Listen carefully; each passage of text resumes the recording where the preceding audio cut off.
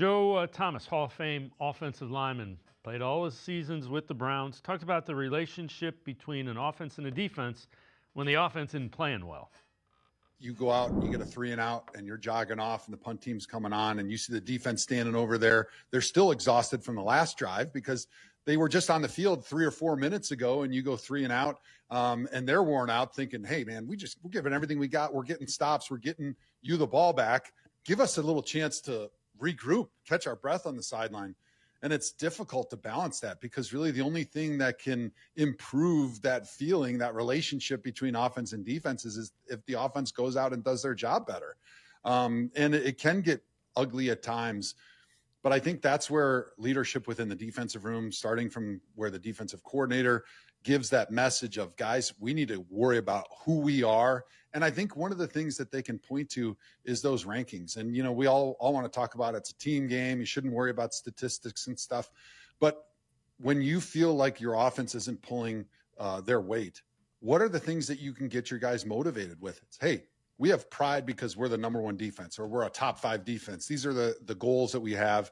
And those are the things that you want to try to achieve and that you want to try to harp on. And it's really important, I think, for the leaders, the players, and defensive coaches to really make sure that they try to nip that in the bud as quickly as they can so that they don't allow it to become more of a thing where it's offense versus defense. It's defense worrying about what the offense is doing and getting pissed off at them because they're not holding up their end of the bargain, because that's obviously a dangerous dynamic.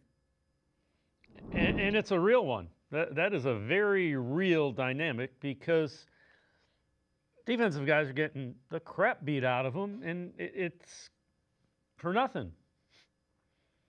No, and it is, though. But, I mean, you look at it, you know, that game hit a certain point where the Browns defense had no answer for Drake May. They came out in the second half, and you know what? They saw that the Browns defensive ends were crashing on every single running play. What did they do? They just started running outside. And it was even to the point, and you know, you say there was one play where you watched the Patriots tight end come in motion, and his whole assignment was to just get a chip on the defensive end, and I believe it was Isaiah McGuire. And Isaiah McGuire was so far out of position, the tight end Hunter Henry just kept going. He was like, man, you took yourself out of the play.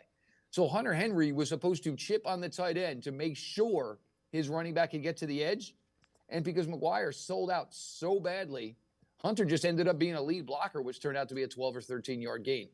You know, look, I get it. This offense is 32nd in the NFL. There's no doubt about it. But when the conversations come about this Browns defense, a lot of this is skewed, in my opinion. Look, you know, you beat the daylights out of the Dolphins. The Green Bay Packers had the most awful day of their season.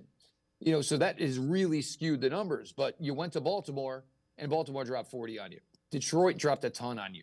New England dropped a ton on you. You know, this defense, and I don't really think this is going on where there really is this battle between the defense and the offense, but this defense has got to find a way to travel. And, you know, it's going to be hard enough with all these young guys on offense to be successful on the road without the defense necessarily showing up on the road as well.